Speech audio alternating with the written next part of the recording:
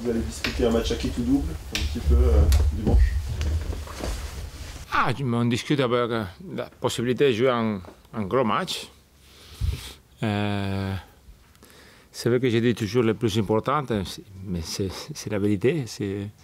D'ici à la fin de la saison, c'est le plus important parce que c'est le prochain. C'est toujours le plus important. Mais en plus, il va vraiment, à la fin, marquer la finale de la saison, là, le dernier du match. Alors, l'équipe il est bien, tout le monde il est bien. On est prêt. On va jouer le match au maximum. Quel discours vous avez tenu aux joueurs par rapport à on a parlé un petit peu avec de Saint-Étienne, bien sûr, mais des choses qu'il faut continuer à faire, et continuer à travailler, de ne pas le faire 15-20 minutes et s'arrêter, des choses qui sont importantes pour nous. Et après, je pense que c'est un match que normalement c'est spécial pour les joueurs de toutes les équipes d'aller jouer à Saint-Étienne parce que l'ambiance est magnifique. C'est un match que tout le monde veut jouer. Est-ce qu'au niveau sur les 3 derniers matchs, Montpellier, même Paris et Dijon, vous avez retrouvé des certitudes dans votre équipe? Oui, bien sûr. Bon, il y a quelque chose qui a amélioré. Il y a des joueurs qui sont montés le niveau de son jeu, plus consistant aussi, et ça, c'est un bénéfice de l'équipe. Alors c'est pour ça que j'essaye de continuer à penser au prochain match et pas de dire ok, je vais lui donner la possibilité à lui, peut-être à lui. Non. On continue match par match. C'est ça le risque aussi, ce sera de ne jouer que peut-être des bouts de match comme vous l'avez fait la semaine dernière ou à Guingamp, parce qu'à cet été, il faudra un effort continu. Ouais, première chose, c'est une équipe en forme, Saint-Étienne. Alors ça, c'est important à dire. Comme ça, nous, il faut penser qu'il faut faire un très bon match là-bas. Ça va être vraiment difficile. Il y a des choses qui, à ce moment-là, ça marche très bien pour Saint-Étienne. Toujours quelque chose qui se passe dans le match pour Saint-Étienne arriver à même gagner le match. Alors, nous, il faut se concentrer au match, essayer d'arrêter les choses les plus importantes de Saint-Étienne, qui sont dangereuses, qui sont beaucoup de joueurs en forme, mais en même temps, essayer de trouver quelque chose pour aller gagner. Si on va seulement se défendre là-bas, tu sais que tu n'as pas de chance. Alors, c'est comme un autre match avec une équipe qui est vraiment en forme. Que les derniers 3 mois, c'était vraiment magnifique pour eux. Est-ce que le 4-2-2-2 de Montpellier est adaptable à l'équipe de Saint-Étienne? Bon, si on commence par dire que non, le système c'est différent, non, c'est possible de jouer 4-4-2 parce qu'il y a des choses qui peuvent bien marcher pour nous, mais à ce moment-là, je pense beaucoup aussi aux joueurs qui se méritent de jouer. C'est difficile de le faire encore une fois. Il faut le travailler beaucoup plus, il faut le travailler contre un système comme Saint-Étienne. Et on ne l'a pas fait, alors on peut l'utiliser pendant le match, mais non, je ne crois pas qu'on va le faire encore. Ça dépendra de comment je trouve l'équipe qu'on va jouer en contre, comment nous on est. Il y a des joueurs là que j'ai besoin de jouer, que peut-être pour ce système, ce n'est pas le même. Qu'est-ce qu'il faut faire face à une équipe qui est en pleine confiance? Bon, de les arrêter. Il y a des moments de match qu'il faut essayer de trouver le rythme de match pour nous, que ça marche mieux pour nous, d'arrêter de jouer vraiment important, qu'à ce moment-là, ils font la différence, Capella et beaucoup de plus. C'est vrai qu'il y a beaucoup de choses qu'il faut faire bien contre eux, parce qu'à ce moment-là, ça va être un match totalement différent d'un match qu'on a joué à Monmouth. Si tu regardes les 2 équipes, ils sont totalement différents. Alors, c'est un match. On va avoir des problèmes, ouais, bien sûr, mais il faut essayer de mettre Saint-Étienne dans un problème aussi. Alors, c'est un gros match. Je pense que les résultats, je pense qu'il n'y a pas beaucoup de personnes qui peuvent... C'est difficile à parler des résultats finaux parce qu'il y a beaucoup de choses qui se passent maintenant dans les matchs. Non? Il faut regarder les matchs cette semaine de Champions League et de l'Europa League. Alors, c'est comme ça le football à ce moment-là. Malcolm a paru en dedans la semaine dernière. Il débutera ou pas? Bon, je ne sais pas encore, mais il n'y a pas de problème. Je pense que des fois, c'est normal, hein? Je dis pas. On met toujours des choses sur la part négative. Je disais hier, c'est pas mathématique là. C'est pas que quand on parle de deux choses négatives, on fait une positive. Non, ça marche pas comme ça. Quand on parle toujours de la part négative, à la fin, c'est plus négatif. C'est 2 fois négatif. Alors, j'essaie de prendre des choses comme s'est passé l'autre jour, naturel, d'une équipe qui avait besoin de quelque chose de différent.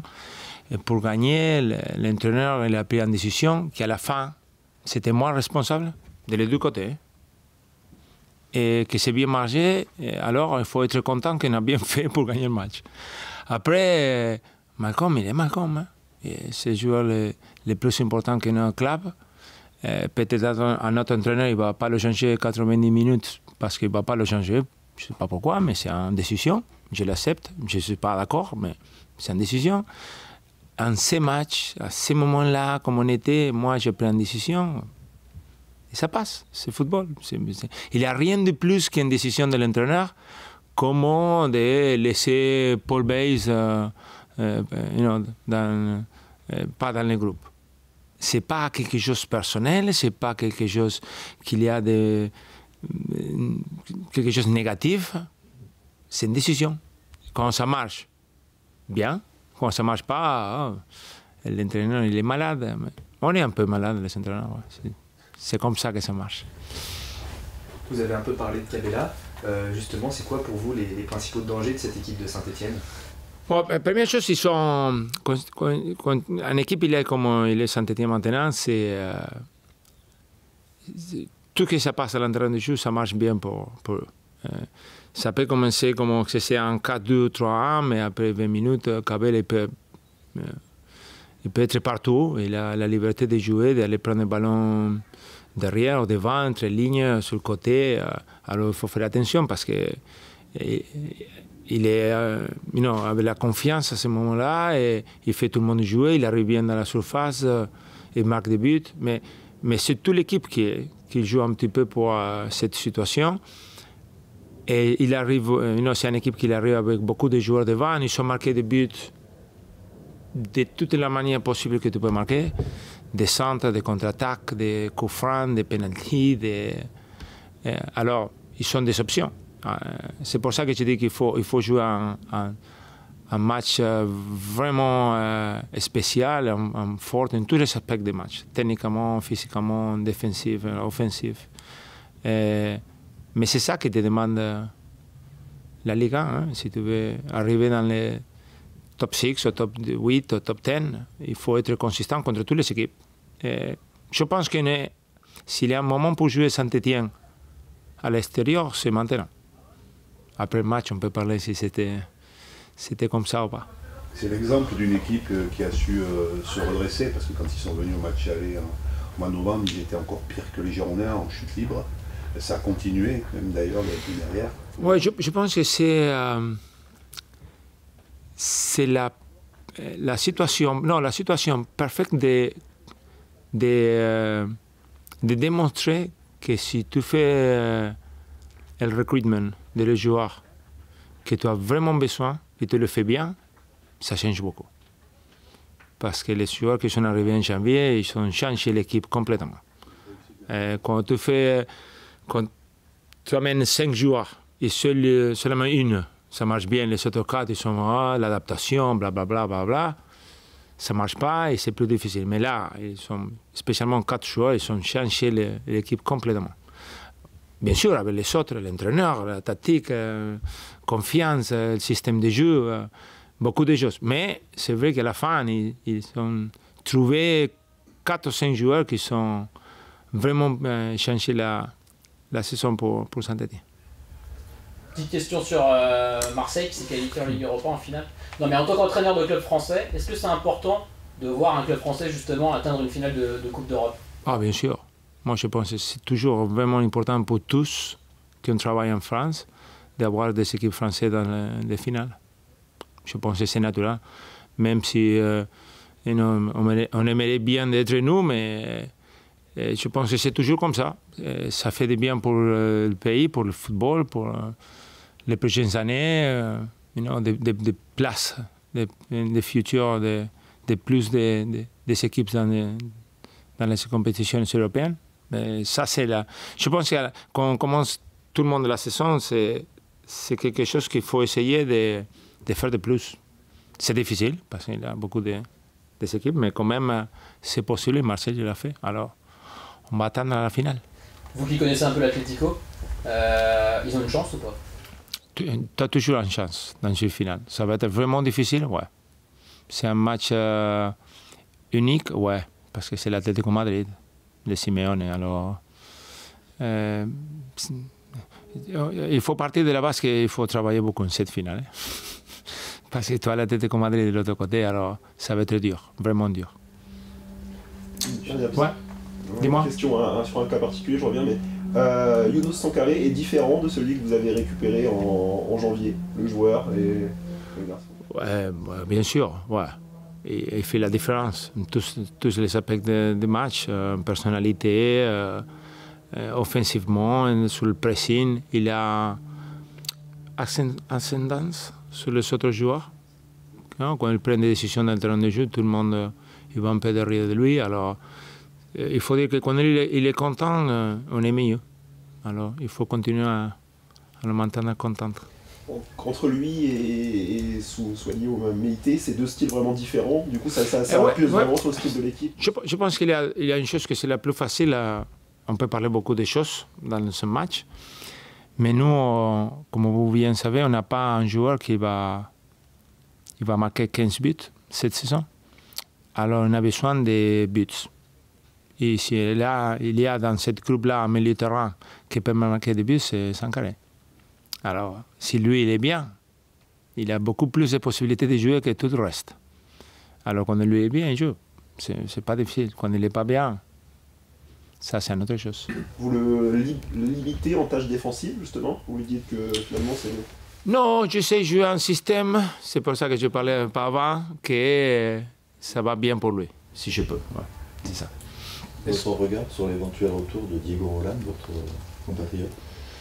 Oui, c'est un truc qu'on n'a pas parlé directement. Bon, c'est vrai qu'il y a beaucoup de choses là qu'il faut mettre sur la table. Alors, moi, je n'ai pas eu beaucoup de Uruguayens. Je sais qu'en Uruguay, des fois, ils ne sont pas contents avec moi, mais pour moi, c'est un joueur comme un autre. Il faut que je trouve quelqu'un qui va vraiment me représenter dans le terrain de jeu. Si c'est Diego, c'est plus facile parce qu'il connaît la ville, il a marqué des buts. Alors, il y a beaucoup de choses que c'est facile, mais on va attendre ça. Vous le connaissez? Vous le connaissez? Oui, je le connais ici. Je parlais avant de venir, mais après, il est venu regarder 2 matchs. On a gagné les 2. J'essaie de l'amener tous les week-ends, mais il faut qu'il joue quand même un petit peu de football à Malaga, sinon il va me tuer. Mais c'est vrai que bien. Chaque fois qu'il vient, il est même dans le vestiaire, hein, comme si c'était un autre joueur. Alors, il est part de Bordeaux. C'est part de... À ce moment-là, je te dis que c'est comme si c'était un coéquipier de tout le monde là, parce qu'il est toujours là. Pourquoi ils ne sont pas contents de vous en Uruguay?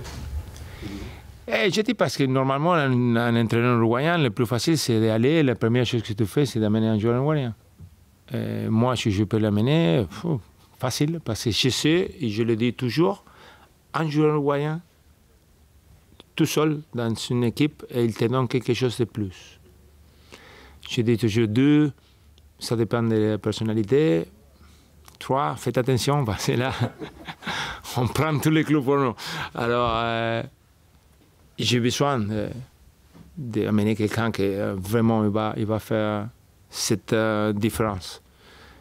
Mais ouais, le problème c'est ça. Des fois, quand je prends une décision comme ça, je dis ouais, je peux mener Suarez, Cavani comme ça, mais non, je ne peux pas. Je n'arrive pas, mais je vais le trouver quand même.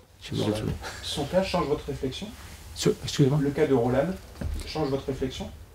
Non, ouais, c'est compliqué. Hein. C'est pas facile. Si c'est facile, je te le dis, mais je ne peux pas. Parlant des joueurs prêtés, justement, il y a aussi Jovanovic qui, lui, n'a pas joué du tout. Ouais. Il va y avoir embouteillage à ce poste. C'est des décisions. Moi, quand j'ai vu qu'on avait beaucoup de défenseurs centrales, déjà, pour un entraîneur, c'est un problème. Hein. c'est un problème dans la part de l'entraînement, là, de mettre en 2 équipes pour faire un travail tactique. Et toi, 6 ou 7 défenseurs centrales. Mais c'est nouveau, il faut s'adapter, il faut prendre des décisions. On va prendre les décisions à ce moment. Moi, je ne veux pas parler avec personne jusqu'à la dernière semaine. Je pense qu'on est en une position qu'il ne faut pas parler beaucoup avec les joueurs individuellement. Il faut attendre, sinon on perd les dernières 3 semaines. Alors, on est bien.